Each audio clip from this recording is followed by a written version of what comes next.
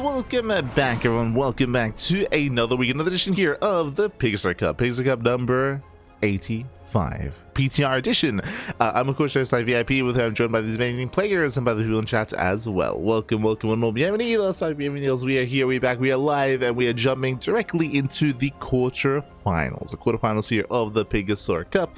We have our ZvT ready and lined up. We actually have a lot of ZvTs ready here tonight. Kira and Young Yakov also currently ongoing. I did barely miss them. I was very tempted to jump in, but we have another fresh series ready for you. As spawning in the right corner of the Old Republic, we have the blue Zerg player himself. It is Solar.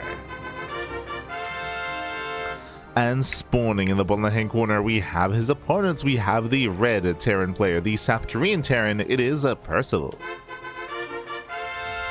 And if you're in the chat, you know what time it is. It is Gamba time. Gamba time. Predictions are now open. Place your bets. Place your bets on who you think will claim the series. Best of luck in the chat as we delve into our initial matchup of the night. Again, we're jumping into the quarterfinals here. Exclamation mark be in the chat to soon have a look at the bracket. Hold on, I'll have to update the bracket. Un momento. As that is last night's tournament, so it won't be too long. But yeah, we're here, we're back, we are live, we have our matchup, we have our ZvT, and when it comes to our initial ZvT here, we have been seeing both Solar and Percival go back and forth in recent months. It's been quite impressive to see Percival's rate of improvement, and I did always say, and I still stand by this, that Percival's weakest matchup is Terran versus Zerg, but despite that, he has been improving in said matchup. He has been improving, he has been getting better, to the point where he can and he has been contesting Solar on a much more regular basis. That has been happening to the point where he even knocked Solar, he even qualified over Solar in GSL. Solar eventually was able to make it through as well, but again, like Percival, he's been popping off in some really important matches in some really impressive ways. Has been impressive. Yeah. So very quickly, just setting up the bracket. Okay, command should be fixed. Bam. Command should be fixed. Now we can lock it. Now we can lock in. True. For now, though, we have an initial matchup. We'll be going over the bracket momentarily after this series. For now, we have our initial Hashgas pool. Nothing crazy, nothing too wild. Likewise, across the map, Percival going for his own standard opener as well. Rax expands. Quickly checking our vision here. It looks like Percival, he is going Marine first. He did skip his Reapers. Bear that in mind. So there's no Reaper Scout, and there's no SCV Scout either. Right now, the Marines are hunting for Overlords, and the Overlord is kept hidden safe at the pillar. Well ahead of time. Okay, bearing in mind that Overlords are slower on the PTR, so because of that, Percival was trying to be a little bit cheeky, but Solar, he is wise to send cheeky moves, does keep his Overlord hidden here in the center of the map instead. Does mean that it's going to be harder to scout, but does keep the Overlord alive and does provide some vision at least. So again, cheeky start here by Percival, not quite worth it in the end, or doesn't quite gain any value for it yet. Not yet. Solar picks in, pulls away. Likewise, behind this, we do have Solar claiming his third expansion, getting to link speed, pulls out of gas as well, so there's no fast lair, there's no fast like Banelings or any kind of fast tech or Roche Warren, for example. Pulls out of gas. Playing Link Bane, playing standard. Meanwhile, speaking of standard, Percival, he is not. He's being more aggressive and assertive here, going for his own 1-1-1. These are a little more rare. I say a little more rare. Uncommon is maybe a better way of putting it, just because we've been seeing this a little bit more as of late by going for a delayed CC into a faster starport, into a more aggressive build. We're going medevac first into what? Into a Hellbat push. Let's go. We have the armory on the way for the Hellbats. We are still reactoring out to Hellions of all things, and we're going for a committed push early on. Now, so far unscouted. So far the Hellions are kept hidden, only the Marines are spotted, and the Overlords are further back. So limited vision, limited scouting. But fun fact, you can still defend against this with purely Link Queen with a high enough Queen count. How many Queens do we have so far? 3, soon to be 6. If we can bring all 6 Queens together with some Ling reinforcements, then we can defend. We can defend. Here we go, the Overlord does spot the move out, does spot the Mass Hellion, and now Solar knows. Yeah, Solar's now aware. You can see in the production tab, more Lings are on the way. And here we go, the Hellbats say morph in. Percival, he commits up the ramp. But is it too late? Does move up. Queens, they pull away, they have to buy time. Oh. Yeah, one queen gets isolated. The others, they hold their own. There is one transfuse, I believe. Yeah, there's one. Oh, does transfuse. The other queen, though, is getting low. Does pull away in time. So far, they're kiting a solid. It gets one Hellbats. Yeah, it gets one. Gets two. Two Hellbats go down. And with that, solo defense. So he does defend, and he may lose a queen. Up. Oh my god, one queen goes down, but that is still worth of a Solar. Solar he is holding. He is now able to collapse on these units. He can now catch reinforcements as well. Takes down the final Hellbats. And Percival, he's still rallying. As you can see, he's still rallying across the map with more Hellions, with more would-be Hellbats as well. Some decent Hellion shots. Not bad. It's a nice trade. Does he get into a mineral line? Oh, he was in. Queen's out of position. Queen's out of position. The Hellions, they threaten to dive, but there are plenty of Ling reinforcements, and Solar, he does hold on. At the same time, Marines, they do hit the mineral line. Two drones going down. We're finally getting a little bit of damage here, but ideally we wanted so much more than this. So much more. As Queens, they're being left a little bit idle here, but the Spore is repositioning. Yeah, Spore does reposition. At the same time, bit of a Ling scout across the map. Get some SCVs, so some damage. Nothing crazy. Oh, Queen goes down. So we're getting some value here, but again, this was very committed though. Remember, this was a late third TC. This was a committed build. Like, we committed with everything here, and it so far was not worth it. But Percival is still not done. True. He's done. As Percival deflected behind the third, TC is just now trying to finish up as we morph it into the orbital. Back in the main base, we have our initial 3-1-1, soon to be 5-rack setup. It's still a ways away to get into. Stim is on the way, the rest of the upgrades, the third expansion. Again, it'll take a little bit longer for Percival to really get this all online.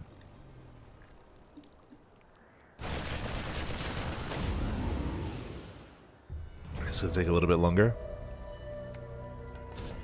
but we are getting there.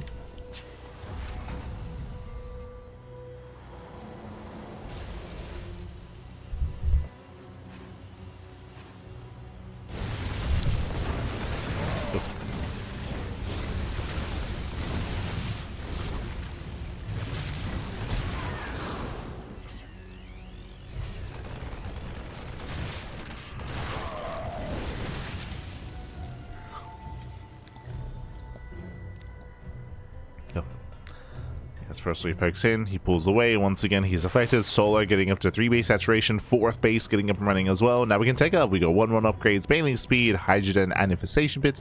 Solar, he's throwing down all the tech that he wants because he survived the aggression, and now there's a bit of a lull. There's a big lull here where Percival's trying to recover, and this allows Solar to be greedy. He can now be greedy after the defense.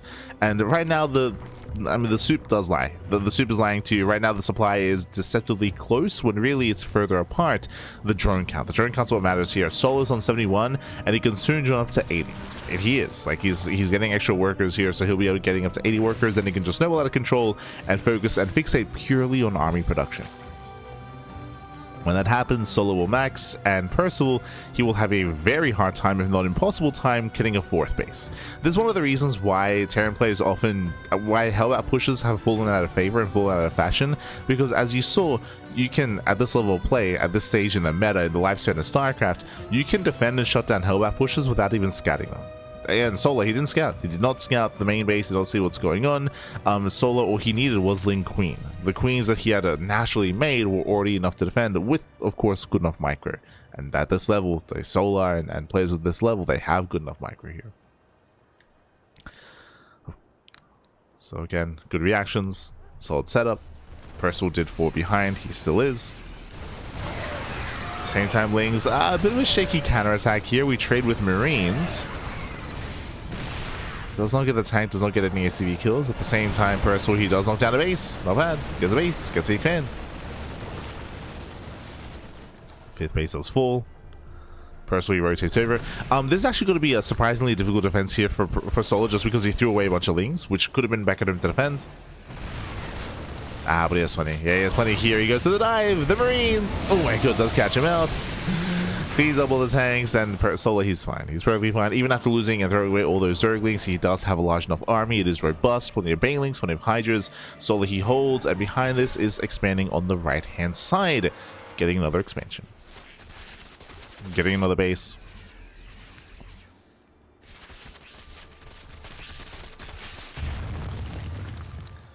So still building up.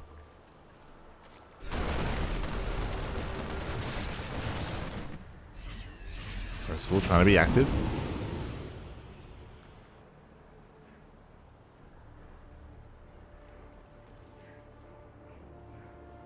Trying to be active here on the right hand side as well, going for a split push. Has potential. Double jump into the main, and the main army here on the 5th. There is some link made available. Nice target flank. Ooh, one Baneling connects, but only one.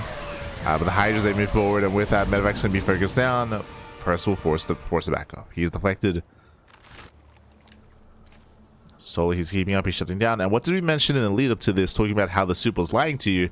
This is what you mean by that. Solar, he is at 200 supply. He's maxed. And Percival is down 70 supply here. Ay. See, this was the actual supply that was being hidden behind those numbers earlier. Where it's like, no, it's lying to you. Solar's basically maxed out. And there it is. Doesn't take long at all for that to occur. Just because of the drone count, just because of the droning, the saturation, the economy. Now with that Solar, he collapses in. The tanks are exposed. Getting 1, 2 tanks already. Solar, he does overwhelm. Catching out reinforcing units. Planetary is not yet done. Vipers are ready. And can we break the center expansion? Again, there is a bug at the moment that you cannot abduct tanks in the PTR, which should not be the case. The Blinding Clouds, the Planetary, we have the mass repair at least. The repairs. Oof. But despite that, the Planetary still falls. Plenty of Lings. Does still overwhelm. Takes on the final tank. And Solar, he just nobles out of control. He breaks the low ground expansion. 17 SCV kills. We got a third base up. GG gets called. And Solar takes game number 1. GG.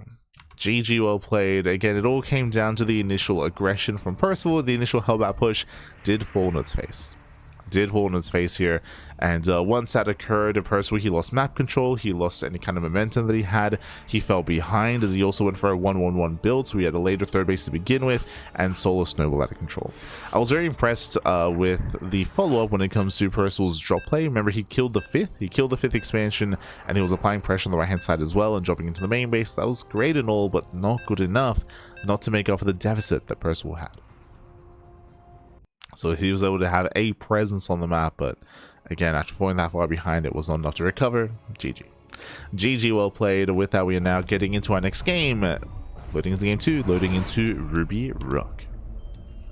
And spawning in the bottom right-hand corner of Ruby Rock, we have the blue Zerg player, himself, the South Korean Zerg, leading the series 1-0. It is Solar.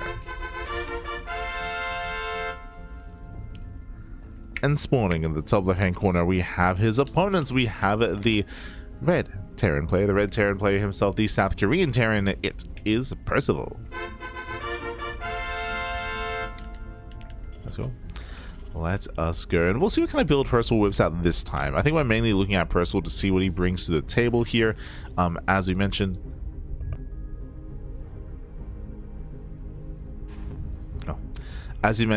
Percival, he did go for a very dedicated build last game, and it just was not worth it. It was very, very dedicated and had some potential for sure, but last Solar, he was able to react in time and shut it down. Coming into here at game number 2, we'll see. We should not be seeing another Hellbat push, but we can go for, say, a 2-on-1, 3CC 2-on-1. We can go for even a 3-rack setup as well, which we have seen a little bit more as of late, especially in the PTR. We'll see.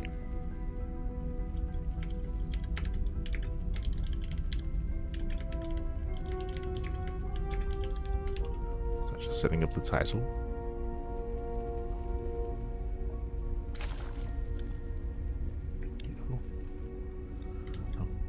As now CC first. CC first out of Percival. Speaking of doing something crazy, this is a bold move on such a small map. This is usually seen on maps like Mothership, Winter Madness, White Rabbits, Taito Citadel. These larger maps is a little bit safer to get away with this. On Ruby Rock, this is quite greedy just because there is a chance that the Zerg player were to be a little bit more aggressive and assertive and go for an earlier pull or earlier gas timing to try to punish an overly greedy player, or even just to reactively commit to an all-in. So riskier move here by Percival, and we'll see if he gets away with it. I mean, Solo going for a standard opener so far, so we should just calm down. Just calm down. Likewise, this Overlord may just not go in. Yeah, it is typically more standard for the Overlord to check the natural than to go back, but because of the slow Overlord here in the PTR, time and time again, we are not actually scouting early on. We are just kind of planting ourselves just outside of the bases.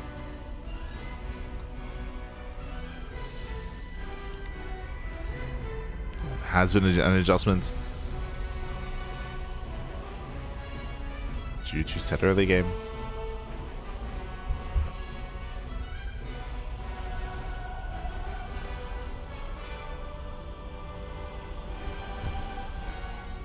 Oh, and are we going for the third TC? This far back, it does look to be the case. There we go, third TC before factory even. Hyper greed this game. Usually it's 3 CC before starport, here before factory, and remember it was CC first as well. Like these are the fastest command centers you can go for in Terran versus Zerg. So hyper greed out of Percival, and I actually really like this just because Solar, when it comes to all the Korean Zerg players out there, when it comes to Solar, Shin, and Rogue, Solar, he's the least aggressive of them. Not saying that he's like a passive player that never attacks, but compared to Shin and Rogue, like Solar, he looks normal, he looks sane next to these madmen. Like he's so the likelihood of Solar going for an all-in and punishing this is a little bit lower. I mean, it is still heavily reliant on scouting, and Overlord is going in. Solar, he's moving in with the Overlord, and what does Solar get vision on? He pokes in, spots the racks. Behind this, it is going to be a 3-1-1 setup. Late starports. The Overlord does not confirm the timing of the factory. It does not confirm.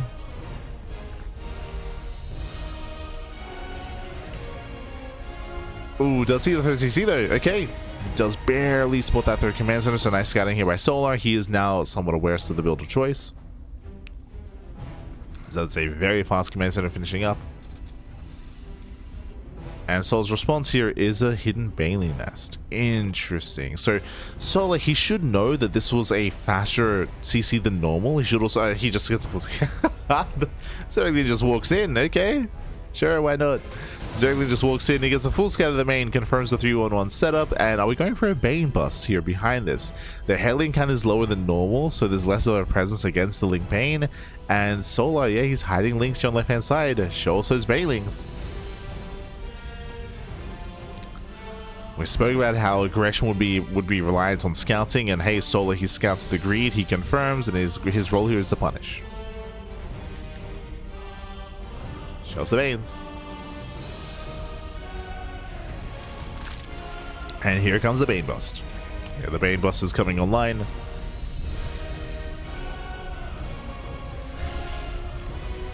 Hellions, they're out of position across the map.